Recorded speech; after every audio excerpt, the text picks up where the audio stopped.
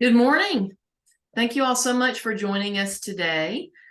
Today we have with us Taylor Roan from Autism Spectrum Therapies, or AST, and she is a clinical supervisor there, BCBA.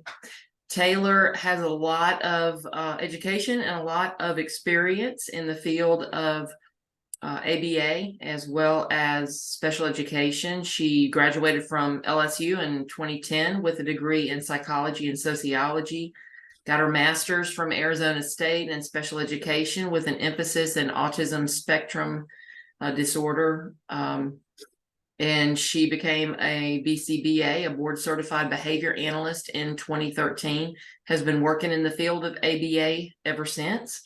So we welcome Taylor to talk with us today. Just a little bit of housekeeping before we start. Please keep your mics muted for us. And you can type questions in the chat box as we go. Taylor may be able to take those. If not, we will certainly catch them at the end during Q&A time. Taylor, welcome. Thanks so much for sharing your time with us today. Oh, I forgot to mention, Taylor's a mother of two, and she has another one going to make the grand entrance in November. So yes, bear with me if I get out of breath or need to pause for water. I apologize. Thank you so much, Sharon. And thank you everyone for being here. I'm really excited to chat with y'all today about ABA in the schools and what that should look like. It's kind of, I was just telling Sharon, this is kind of like my passion project, I guess, a little bit. It's where I got most of my experience in ABA, was working in schools and with teachers and, trying to facilitate that collaboration. So I'm really excited to talk about this with y'all today. And like Sharon said, I'll try to kind of answer and look at the chat as we go through. And if not, if I don't, then I'll definitely get it at the end. So let's see, what time is it? We'll go ahead and get started. So, all right, let's see. There we go. Okay. So we're going to review Act 696, how to get started in the schools. Like, what steps do you take? How do you initiate this? What should ABA look like in the school setting? And what specifically is the role of the behavior technician while in the school?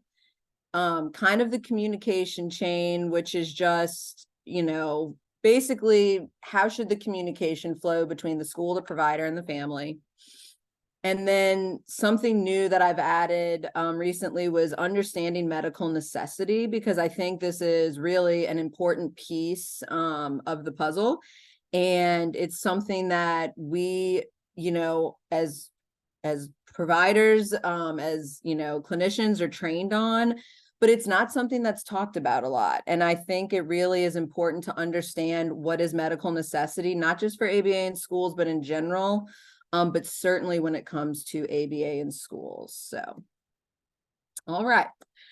So in 2018 and 2019, in the legislative session, Act 696 was passed, and this ensured that students with autism and any disability had access to therapy in the school setting. This wasn't just about ABA, though. This was about all therapies, but it obviously included ABA. So essentially what this means is that public schools cannot prohibit behavioral health providers from providing these services to a student at school during school hours if requested by the parent and deemed medically necessary.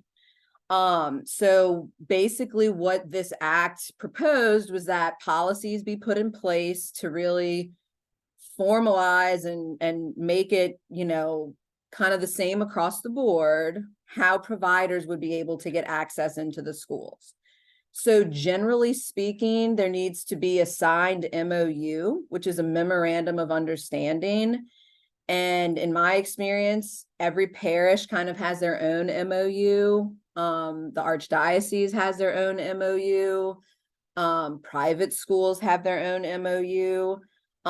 So essentially, the provider has to read through that, make sure they fit the criteria.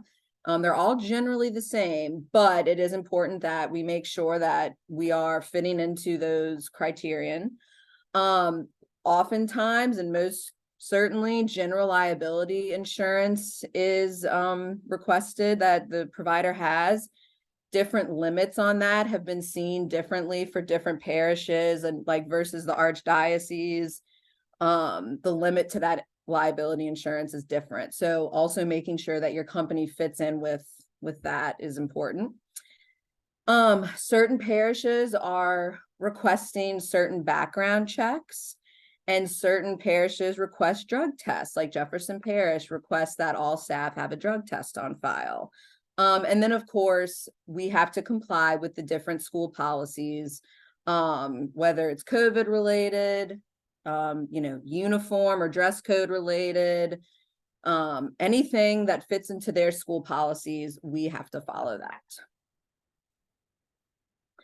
So how do you get started in the school? This is not something that the provider reaches out to the school to initiate. Services should be initiated by the parent. So the parent of the child that needs the services should reach out to the school to seek approval and initiate that service. Generally, I ask our families that they send an email with the principal, the teacher, the provider on the email, and, to request those services formally. And then that way the school can respond and say, sure, here's what we need. And it gives the provider a clear outline of what's needed in order to, get started in the school. So then the ABA provider gets all the required documents, whatever that may be. And the process takes a while. So oftentimes I ask families to start this process as soon as they know they want those services in the school setting, because we've had background checks take weeks to come back, and then that's the kiddo not getting services in the school for weeks at a time. So it can be a lengthy process. It's not always just an overnight, let's have a meeting, let's do this. It can be a long and lengthy process. So we want to get started as soon as possible. And then I think the next best step and the most appropriate next step is that the provider and the family meet with the school prior to starting services, especially if the provider has never been in that school before. The parent should attend so that there's no miscommunication. We want everyone to be on the same page with what's being said in the meeting, what the expectations are.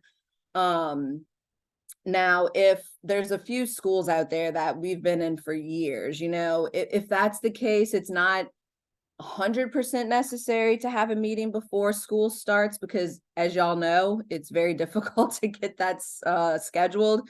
Once school's starting, it's kind of, it's a whirlwind. And I know the teachers and principals are so busy, and so we don't want to hinder the kiddo from getting those services. But depending on the situation and the relationship with the school, I do think it's crucial to have that meeting prior to starting services in the school. So let me open the chat really quick. I see a few things. Yes, I'm going to give Sharon a copy of this presentation as a PDF. And is it normal to deal directly with the school versus the district parish? It depends. So yes, I'm not sure where you are, Mandy, but in this area, so you initiate the MOU with the parish. So like we're registered with different parishes, we're an approved provider, but then you deal directly with the schools, and then they have a way that they can, check to make sure we're registered. So generally you do deal directly with the schools, but it just depends. And yes, this is for any ABA company. This is not just for my company, AST. This is for any ABA provider. And I see Mandy's in Calcasieu Parish, but yes, and I'll be honest, Mandy, I'm not super familiar with Calcasieu Parish's guidelines, but in general, this is the way that things play out or get initiated. But Calcasieu could have their own guidelines where you go directly through Calcasieu and then they, get with the school to approve it. So I'm not 100% positive. But yes, this is generally speaking. And ABA can be addressed at the IEP meeting. I am going to get into more detail on that, Jennifer, but ABA cannot be written into the child's IEP if the ABA is funded through the parents or the family's insurance. So we'll get more into that in a little bit. So if I'm not addressing your question when I get to that, please speak up and let me know. And regarding any ABA company, yes, this is, there are ethical guidelines that any ABA company should follow. And so this presentation is based on that. So I think if you have any questions, if you're with a different ABA company and, you have kind of questions, please feel free to reach out to me after and we can kind of discuss that. And then to set everything up, do you deal with the school or the school board? Again, it just depends, but no, I do not go to the school board. I talk, our provider, we talk specifically with the school. We have that MOU already established with the parish and everything. And so there's really no need for the school board to be involved. Okay. I'm glad that everyone has questions. This is great. All right. Okay, so the meeting between the provider, family, and the school, obviously, once we get all the information of what is needed, we want to meet. We will ensure that we have, everything that the school is requesting. Oftentimes, parental consent, like a specific form for that school is requested.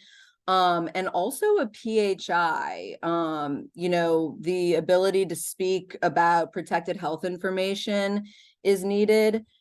So that would also need to be signed between the school and the ABA provider. Now, this isn't a blanket, sheet that says you can talk about anything with the school, but anything that pertains to the child and them being successful in the school and their program, their treatment plan, all of that should be included in the release of PHI. So the main thing that we want to do is review the role in the classroom. What does the teacher do? What does the para do? What does the ABA provider do? And what does that look like? So I'm going to get into details on this, but in general, ABA is brought in to focus on behavioral excesses. We want to focus on social skills, communication, and independence. Those are all the core deficits or part of the core deficits of autism. We are not there for academics. That is extremely important for everyone to understand. ABA is not there to get your child or your student caught up academically. Insurance will not fund our services if they know or they see that we're working on anything academically related or that overlaps with anything in the IEP and that the school is teaching the child. So that's, I think something that's more commonly understood now, but at a time there was a lot of misinformation or miscommunication surrounding ABA and academics, but ABA is not for academics. So things to consider during the meeting that I think are very important to bring up. Where should the technician park? They're going to be there every day. Where should they park? Are they allowed to park in the parking spots? Are they going to be, expected to park on the streets? Just this week, and I say this because these things happen. One of my staff had their car stolen from outside of the school.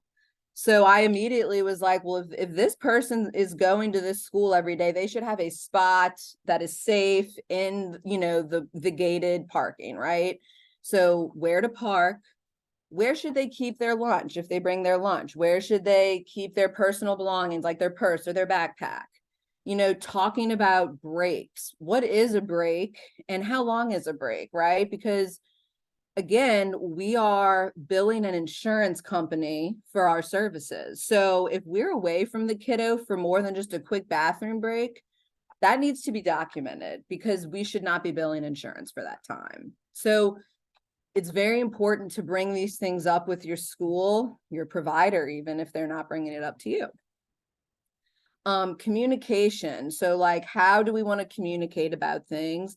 Signing in at the front office every morning and signing out. I think that is crucial. So there can be no discrepancies in you know, if your technician's saying that they were there all day, but the school's saying they left early, well, if there's a sign-in log, there really should be no issues with that. You know, we want transparency. We want everyone to be on the same page. And what do you do if an issue arises? If, you know, like this is a common one. I hate to say it, but it is. Your technician is on their phone during session. It's not appropriate. They should not be on their phone, but it gets reported to us a lot. So what do you do if issues like that arise? Because oftentimes we're not notified till it's been happening for so long that it's, you know, it's really hard to address at that point. But if you can create a action plan between your provider, the family, and the school, then all of these things should essentially not happen or be easy to take care of if they do occur. And I think it is always important, whether you're in a school setting providing ABA therapy or the home or just the community, whatever it may be. But our ultimate goal is to fade out. Our goal is not to be with your child or your student providing ABA therapy for the entirety of their life. If that's happening, then we haven't done our job.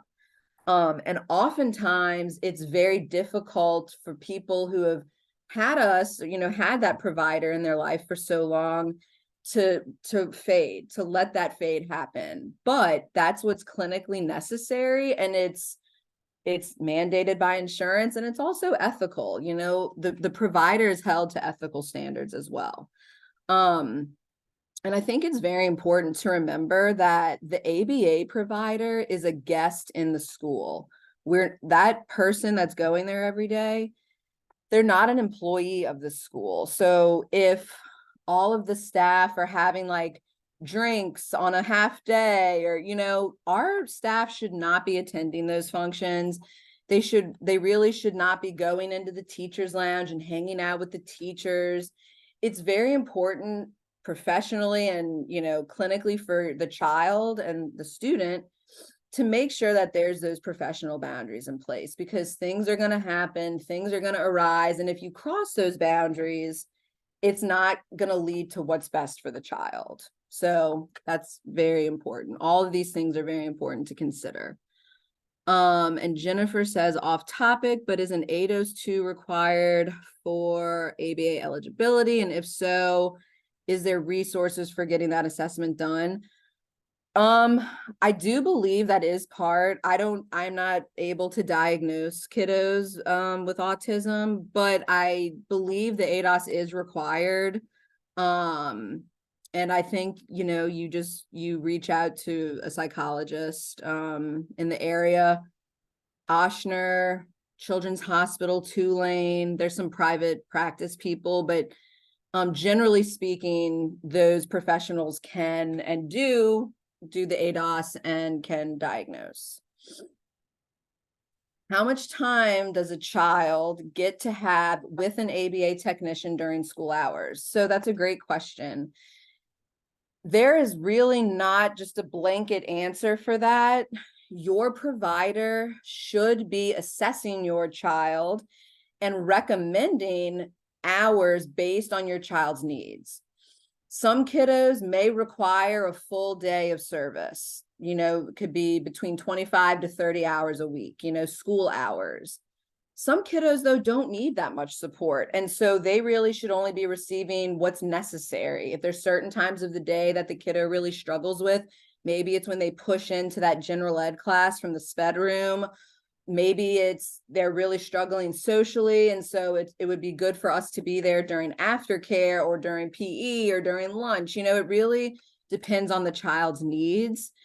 It's very important that your provider is recommending what's necessary. We aim to do what's least intrusive. That's part of our ethical code.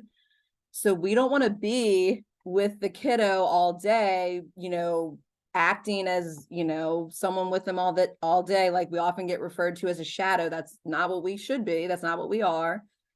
So we really only want to be there when we actually need to be there. I hope that answers your question.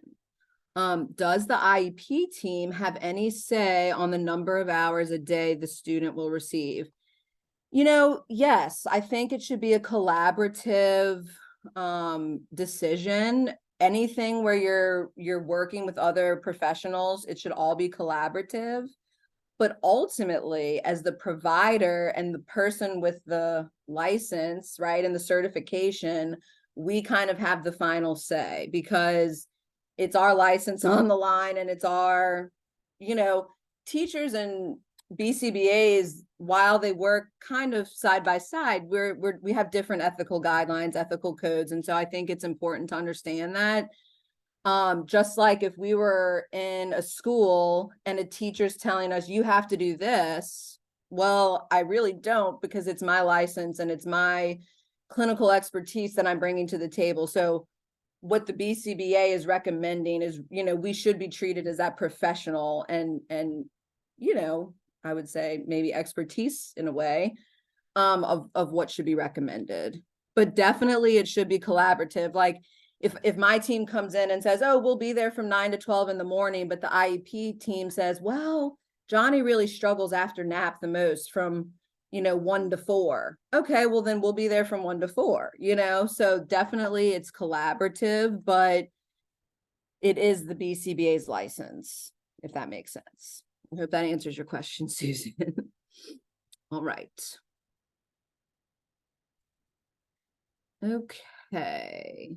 So again, main goal, we want the child to be independent in the classroom. So we're going to facilitate with follow through with classroom, group instruction, routine. We want to facilitate appropriate social interactions between peers and teachers.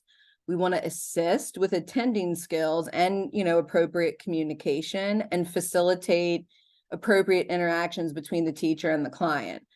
I think one of the main things or issues that arises when we provide services in a school is that the kiddo looks to us as their teacher, and that should not be the case. If the kiddo is looking to us, asking us to go to the bathroom, I'm going to redirect my client to ask the teacher, because what would the school do? What would the teacher do? What would the child do if we weren't there? That's what we should be teaching the kiddo, setting them up for success long-term to be independent in the classroom. So we want to make sure that they're viewing the teacher as their teacher, and that they're, playing with the kiddos, their peers in the class, and not just playing with their technician, right? We want to teach them to play appropriately with their peers.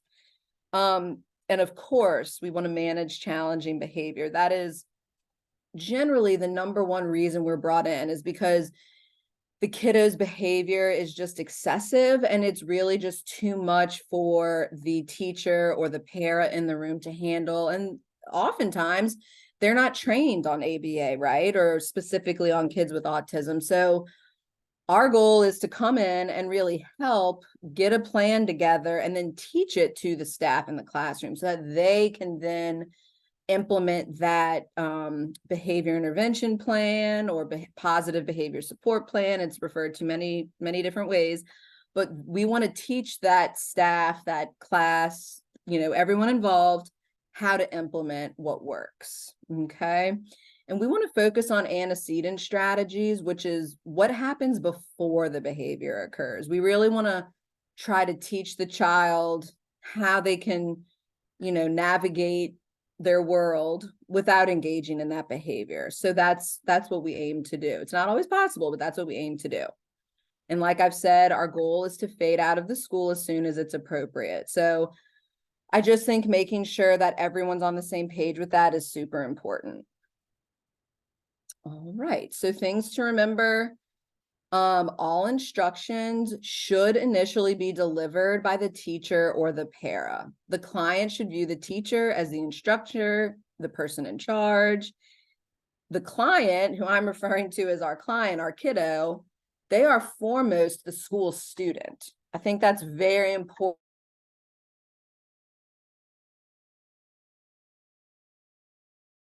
They're foremost your student. And so what does that look like? What does that mean?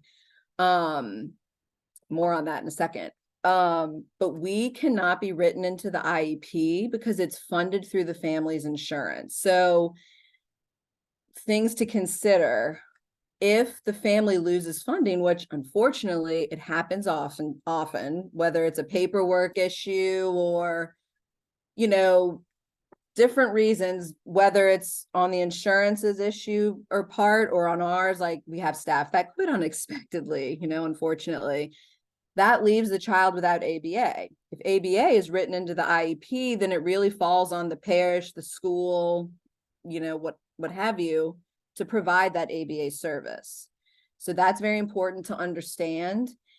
And oftentimes, I recommend helping families all the time to my families, because if they're looking for an advocate, if they're finding that they don't feel the school is treating their child fairly or following the IEP or doing what's best for the child, it's really not the ABA provider's position to advocate for the family. So I always recommend that they reach out to families, helping families, or anyone that they would consider an advocate for themselves. And unfortunately, it does happen, where the family needs that support, but it's not the ABA provider's position to be that support in that way. The provider is not the bridge in communication between the school and the family, and the teachers and the school should communicate directly with the family as if we weren't there. How would they communicate that information of what happened that day, etc., if we were not there? I think that's all very, very important. And I'm going to get to the chat in a second, but a few things before I forget. Recently, this has come up at a few private schools, mostly, but the school says if the ABA provider is not there, then your child cannot attend school. And I always caution my families against sending their kids to schools that have those recommendations or guidelines in place, because like I said, the family could lose funding for a various number of reasons. And I don't think any child should be accepted to a school contingent on an ABA provider's presence. That's not realistic. And it's not going to be an everyday occurrence, right? People get sick, they take PTO, they quit without notice, the parents could lose funding. And then where does that leave the child? They can't go to school, and the family has to take off of work for weeks at a time until something can be figured out. It's just unrealistic. So if you're looking into different schools and the school says that, I would really, really caution you, your provider, what have you, into going into a school that makes that recommendation. Okay. Let's look at the chat. What documentation does the BCBA provide to the school to support the time frequency recommendations?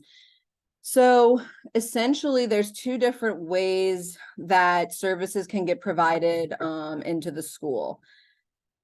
We could be getting a new client in which we've never worked with that kiddo before, but the family is requesting services in the school. So we would go observe them in the school. We would take data, we do our own assessments, and base our clinical recommendations for hours off of those assessments. So after paperwork and everything and permission is given from the family to provide the school with any documentation, data, reports that we've written, we can give that to the school. And that's how we make our clinical recommendations. Does Act 696 say the therapy has to take place in a private setting? No, not to my knowledge, it does not, Mandy. And if it does, I don't think Act 696 says that. I have come across MOUs that will say the child can only receive ABA for 30 minutes per day and it needs to be in a separate room. And that's not ABA. That's, if we're going to be doing that, there's no point in us being in the school. So I would caution against that as well. And if Medicaid is a secondary, is getting it in the IEP an option? No, because it is still provided through the family. So that's my answer. I don't know if anyone else has anything to say about that, but no. We work with a lot of families that have Medicaid as their primary and secondary, and it's still something that's funded through the family. It's not through the parish, right? Or the school district, or through the private school having, there are some private schools out there that have BCBAs on staff. So if that's the case, it could be written into the IEP where the schools have BCBAs on staff, but that's very rare. So, and Shelley's asking, what do you do if the school or school boards balk at ABA in the school? Well, that happens a lot. And I think that the more you know, the better you can advocate for yourself. I'm not sure, Shelley, if you're a parent, I can't remember if you answered in the chat, but if you're a parent, you can say, my child's received ABA and it's helped them in XYZ many ways. If you haven't received ABA yet, I mean, definitely ABA is what is clinically and medically recommended once a child gets that diagnosis of autism. So I think it's hard for for a school to really balk at ABA when that's what pediatricians are recommending once the diagnosis is occurring, and clinical psychologists, of course, too. So, all right. And Naisha says, would that be against the law if the private school does that, if the therapist is required to be there? I'm definitely not, I don't want to say that I'm an expert on law or anything like that, but to my knowledge, because it's a private school, they kind of are able to create their own rules. So if you're choosing to send your child to a private school that imposes those requirements, it's not illegal, and it's their kind of how they want to handle it at their school, unfortunately. Not balk, but refuse or put a limit on the time. So yeah, I mean, I think, Shelley, you're a parent, thank you. I think it's good for parents to understand and talk to your provider. Why are you clinically recommending these hours, and what goals are you going to work on during those hours? Because if you have the treatment plan and the data to back up what you're asking for, then they can't really put a limit on the time. Does that make sense? Because if I have X amount of goals, I can't do that in 30 minutes a day. ABA is not the same as speech therapy or occupational therapy. It's intensive. So there's definitely a difference. Okay, and Diana is asking, how can we know if they are receiving ABA therapy in school and making sure they are following the IEP? And Diana, I'm not sure if you're a parent or a professional, but you would know if you have a child with autism receiving ABA therapy in the school. You will know. I mean, you'll talk to your provider. Okay, you're a parent. You'll talk to the provider. You'll talk to the technician. Oftentimes you would see them at drop off, pick up. Usually there's some sort of daily communication between the provider and the parent to let them know how things are going. Making sure they're following the IEP. That is a good question. I think ABA personally gets a bad rap in the schools because a lot of people look at us like we're just there to spy and report back to the parents. Well, yes, I'm not going to hide anything from the parent. The parent is my client, right? The school's not my client. The parent is my client. I'm not going to hide anything from the parent of what I witness, what I observe, anything that affects their child. And as a ABA provider, I should know what the IEP is recommending, so that I'm not overlapping with the IEP goals, but also so that I can be collaborative with what's being taught, right? So if I see that, oh, we're supposed to have speech on Tuesday, Thursdays, but we haven't had speech in a month, I'm going to let the parent know that, right?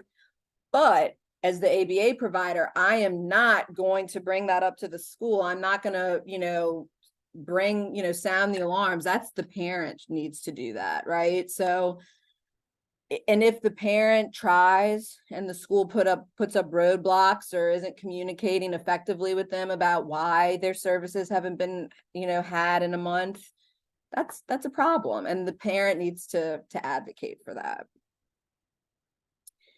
Do I know if Livingston Parish has ABA techs through the parish?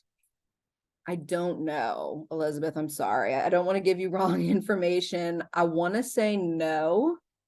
We do have a facility in Baton Rouge. I know that's not Livingston Parish, but I don't think they do, but I'm not positive. So I'm so sorry that I can't answer that question. Okay. Let's see, what is next? Okay, so roles of the behavior technician. So this is one of those things that I really like to make sure that everyone's on the same page within that meeting. Our behavior technician should follow all school and class policies and routine. If it's time for circle time on the rug, or it's time for, math at the group table, whatever it may be, we should not be pulling our kiddo out of that routine. We want to push them into the routine of the class. Now, if they start engaging in behavior and the behavior intervention plan calls for them to be, removed, well, those are different circumstances. But in general, our technician should be following the school and class policies and routine. Oftentimes, and pretty much every principal I've ever worked with says that means no cell phones out. And there should not be cell phones out. So that's so very true and important, because again, we're billing an insurance company.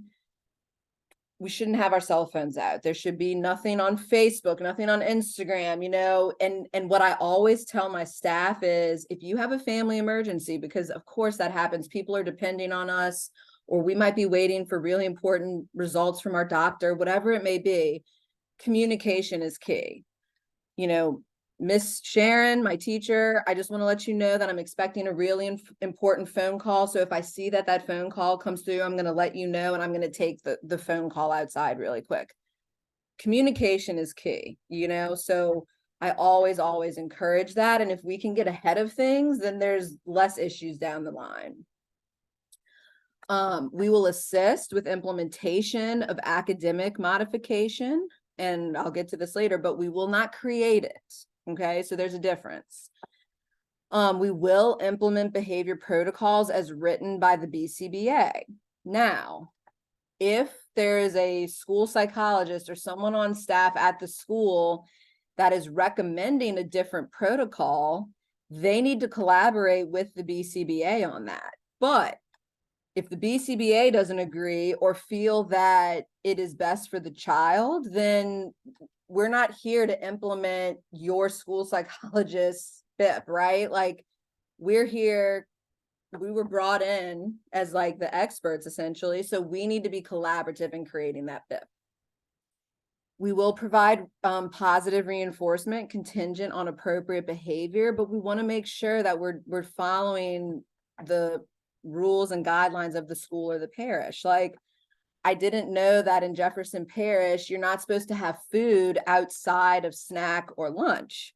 So at one time we were kind of, using edible reinforcers at a time with one of our kiddos. And then I met with Jefferson Parish and they're like, oh, you really can't do that. It's like, oh, I did not realize that. That was a while ago, but now I know to ask those things. Similarly, like bringing in a tablet and an iPad for a kiddo for positive reinforcement when none of the other kids are able to have that, right? Like, is that appropriate? So these are just all things to talk about with your school and your provider. We want to provide the teacher with assistance and training as needed for behavior and or teaching strategies that we know work with the kiddo.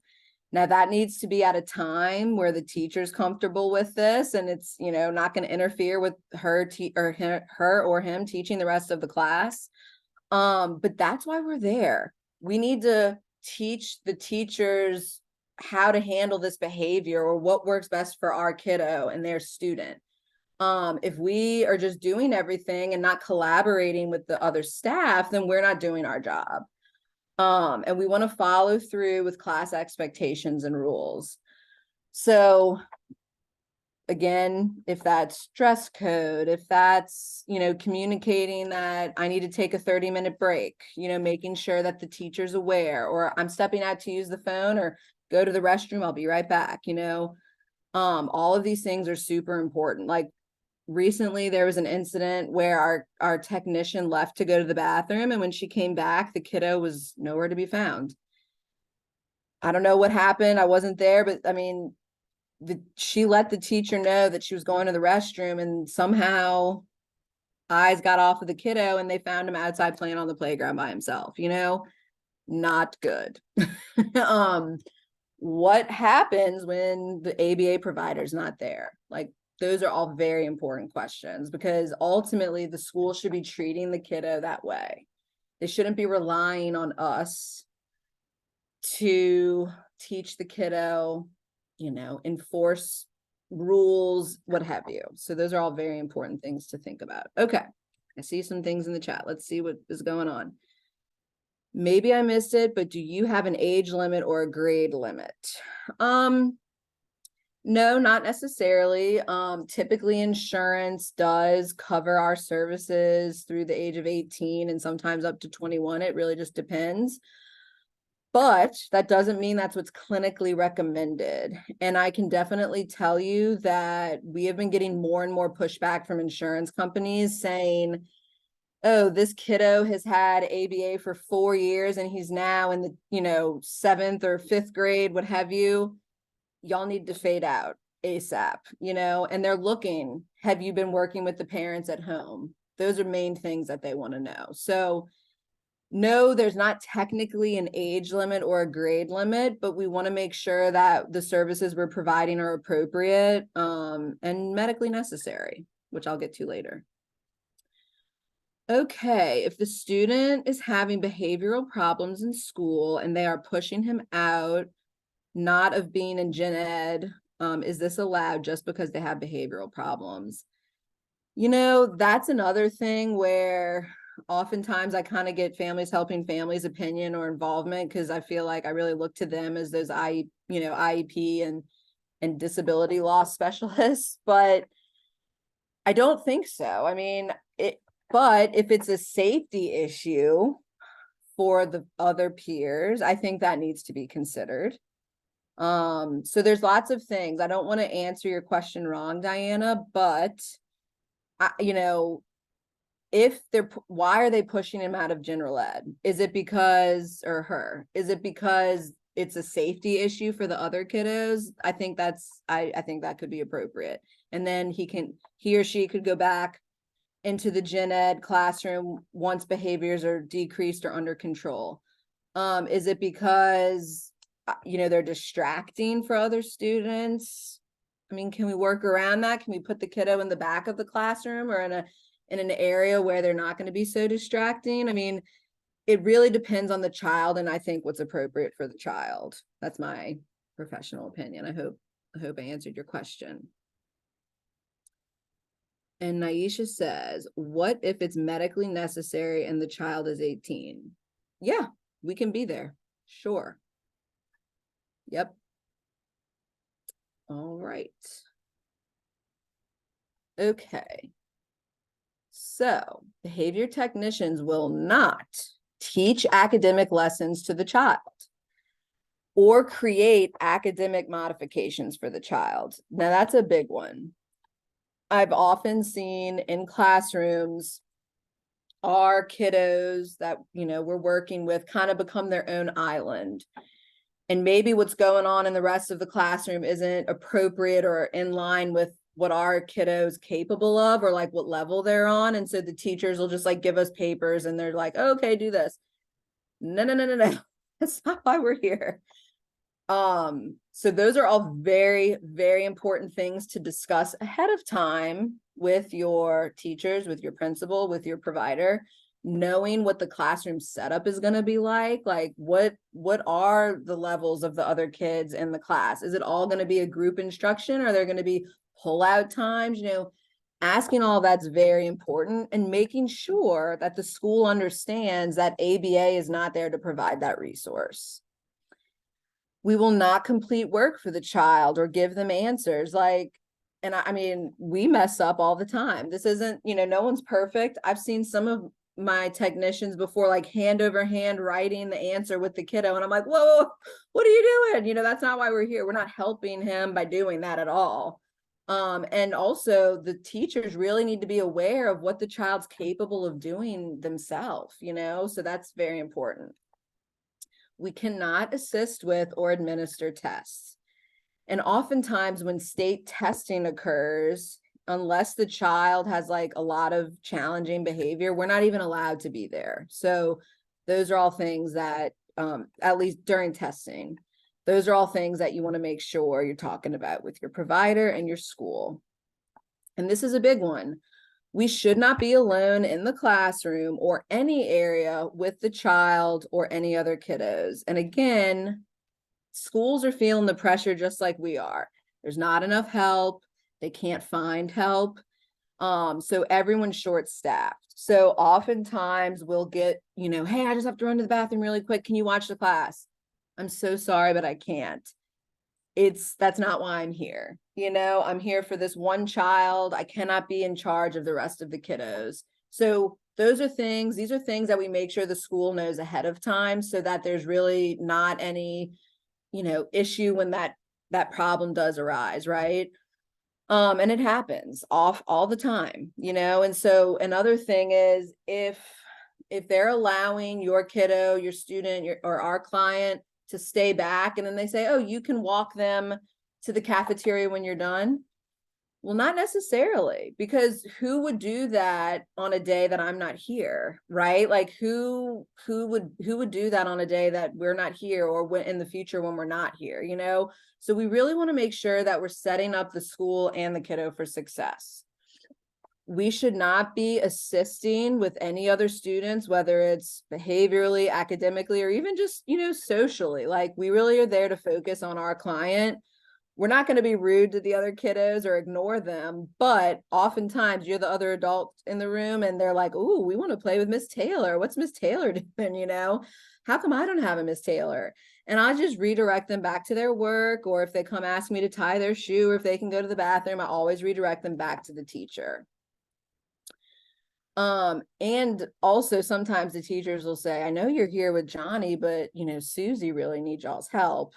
And we just don't even go there. That's not for us to discuss. So we do not enter child restrooms. This is a big one that a lot of times schools struggle with, but it is a liability issue for an ABA provider to be alone in a bathroom with a child, and a bathroom that has multiple stalls with other children. We cannot do that. So whatever the school's policy is on toileting, on going to the restroom, if the child needs help, they might need a paraprofessional to go in there with them, or we might need access or to be in a classroom that has a single stall bathroom where we can assist from afar and the teacher's there to observe what's going on.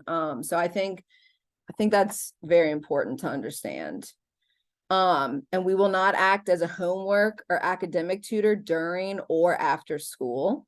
And, we're not there to make copies or assist in prep work for the teachers. I know recently one of my staff got handed a stack of papers and the teacher said, "Do you mind handing these out to the class?" And she was like, "Actually, I do, that's not why I'm here." So it's definitely important to understand these boundaries. And Diana says, how does ABA therapy work on positive reinforcement in the school setting? So positive reinforcement is basically you're just reinforcing behavior that you want to see happen in the future. So an appropriate behavior. So we basically are going to reinforce, and that looks different for every child, but we're going to reinforce behavior that we want to see occurring more in the future. Whether that's social praise, whether it's getting tokens on a token chart, it just depends what it is. Maybe they get a break after they finish, worksheet. It looks different for every kiddo. And of course it also changes as the child, is able to kind of meet new standards and meet new criteria of what they're able to do. It will change. And it's always, you want to keep it as minimal as possible, though. Like I said in the beginning, least intrusive is best. I hope I answered your question, Diana. Please let me know if I did not. And we should not ride in the school bus or car with the student. It is inappropriate for an ABA provider to be in the car with the family. That's just kind of a blanket statement. However, if there's a field trip that we're attending with the school, with our, client, their student, and the child has a lot of behavior on the bus or really needs support on the bus, we can make arrangements, and it should be a discussion, maybe some sort of form should be signed, but you could get that documentation in line to ride on the school bus with the student, but it shouldn't just be done without permission or frivolously. We will not use physical restraint on the child, and that's a big one that's kind of come up recently for me, because we have a kiddo that kind of has a lot of challenging and aggressive behavior in the classroom. We can't be the only one who can put the child in a restraint if it's for safety for the child or other students or teachers. What is the school's staff trained on? Because that's something that definitely needs to be discussed ahead of time. If like my company, we are trained in safety care. Not a lot of people are trained in safety care. Usually schools and other companies use CPI. And so they have different rules and regulations. So it's very important to make sure that if you think your child could ever need a physical restraint for, safety of themselves or others, those are conversations that 100% need to be had prior to starting in the school. And where can we bring that child? Is there a safe space where we can bring that child so that they don't hurt themselves or anyone else? And where is it located? Is it easy to get to? Those are all things that need to be discussed. We will not be the bridge in communication between the school and the parent. If teachers are asking my staff to, tell the parent this, or can you tell the mom we're getting off early today or tomorrow? It's like, no, we can't. Y'all need to do that. There was a situation recently where our client threw up on the playground and the school didn't tell the family. And of course we did, and they kind of got frustrated with us. And I'm like, well, we're not going to hold anything back from the family. And I think it's pretty standard. If your child throws up at school, they should be notified. So not to mention, was it from heat? I mean, is the child okay? I mean, lots of different questions there, but definitely communication is key, and it's important for the school to be the communicator with the family, but also just to know that we're not going to keep anything back. That's not what we're there for. The behavior technician is not there to solely keep the student on track or redirect them. And we're going to get more into this in a little bit, but that's not medically necessary. And that's not ABA. If the child's struggling with focusing or just kind of staying on track without needing redirecting, well, that sounds more of like a paraprofessional in the room could assist with that. Is that medically necessary for an ABA provider to be brought in for just that? No. And we are not paraprofessionals. We're not shadows. So it's very important to understand that distinction. Okay, before I go on, I see some chats. Okay, so Diana says she's not a fan of reinforcement with food. And I agree with you, Diana. I agree. It's not natural, and it's really should be used as a last resort. But those are things that you should, if you're a parent, I believe, those are things that you say as the parent. I don't want to use edible reinforcers for my child. So let's come up with something different. Those are just things you need to advocate for as the parent with your provider and with the school. And there's nothing wrong with that. And Tiara says, can an ABA therapist come into the early Head Start setting once the child is diagnosed and you are a provider? Yes, we are. Some of our technicians are in Head Starts. So yeah, that's absolutely feasible. I know we just have to go through a special background check and make sure everything's good with that. But yeah, we are able to come into Head Starts. Okay, so the communication chain, I know this is maybe a little redundant, but Typical communication should occur between the family and school directly. The BCBA will communicate with the teachers and administrators and family regarding issues that arise or are observed. And the provider cannot keep information from the family. I've already said this, but the family is our client, not the school. So I think that's, that's important. Okay, see a chat. And Diana says, when a behavioral accident happens, how is this handled with documentation and data, and why is it happening again and again? That was directly to me. I'm sorry, Diana. I'll answer that the best I can after. Okay. Understanding medical necessity. So this is a lot of information, and I don't want to bog everyone down with too much jargon and everything. You're going to get copies of these slides. And I know I'm almost out of time, so I'm going to kind of not get into as much detail, but this is the main focus. ABA's goal should be to fade as soon as it's appropriate. Insurance mandates that, and it's also ethical. It is unethical for us to just keep providing this intense amount of service for your child if it's not necessary. And it's really important to remember that the child is the school's student. So how is my client, your child, going to be successful in this school when we're not here? That's the goal we want to get to. We want to use least intrusive measures, and that is very, very important to understand. So questions to ask: what is the provider actually doing for the child in class? Let's look at that. What is my technician doing? Are we really sitting back and just collecting data? Because if that's all we're doing, we don't need to be there. Are we only redirecting the child to look at the teacher, but they're able to sit and not be a distraction and not engage in behavior? Well, if that's all we're doing, we really don't need to be there.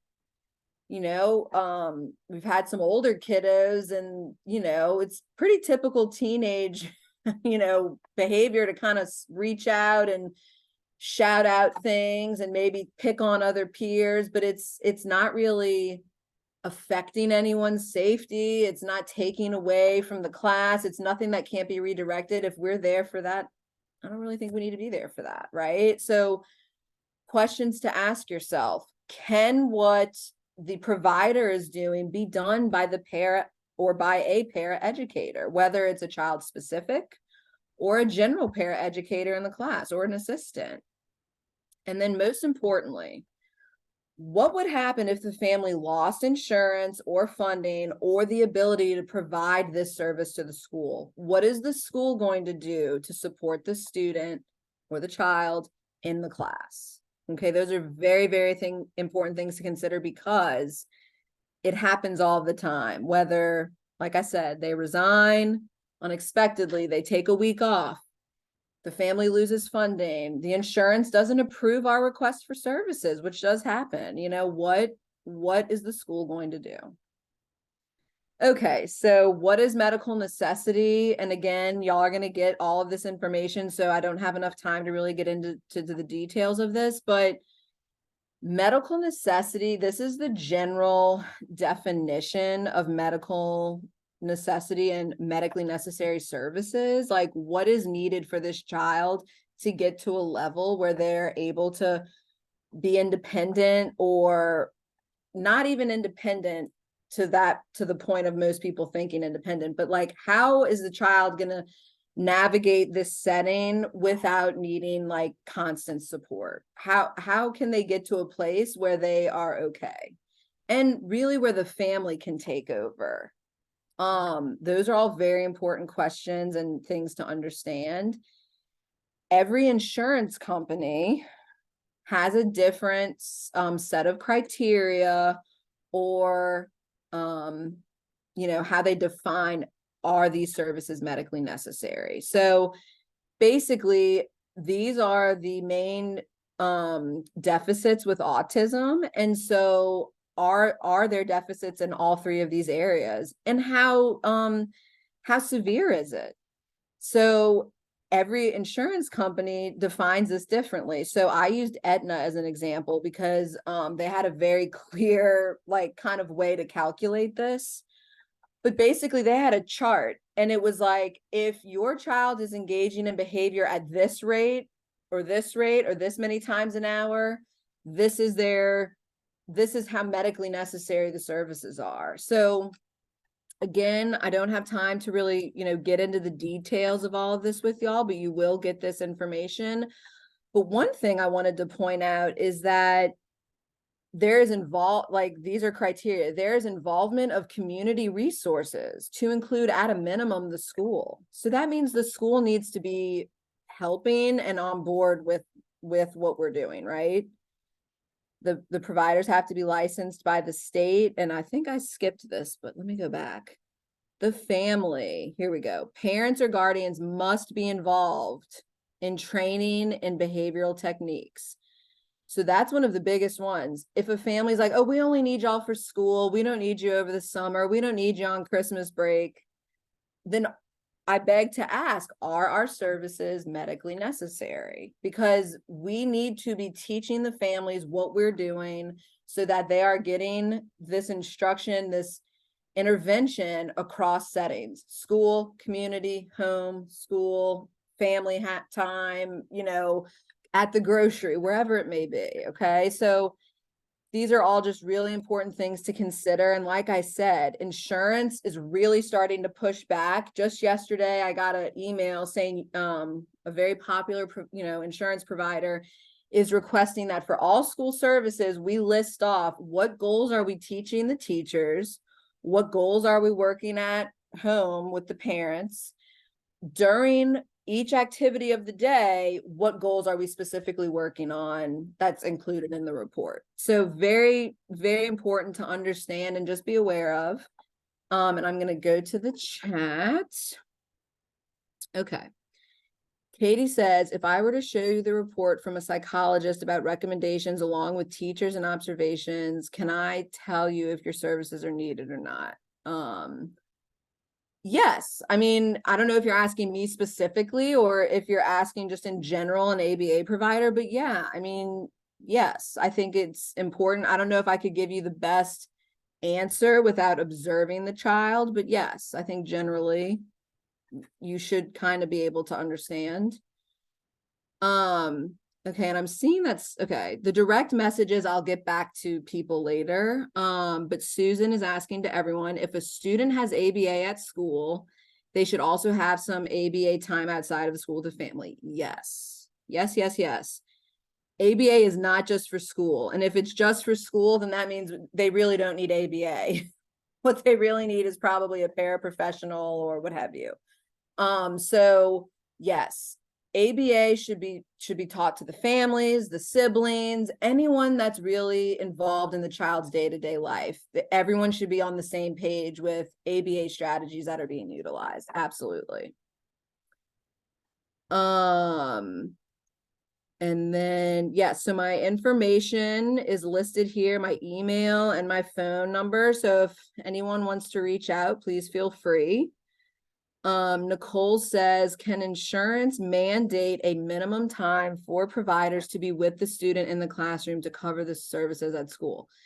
Insurance can mandate a lot of things. Yes. Like I've had insurance just straight up deny our services completely. And some of them come back and say, you requested, 25 hours, we'll give you 10. That's all we're going to give you. And so, yes, they can absolutely do that.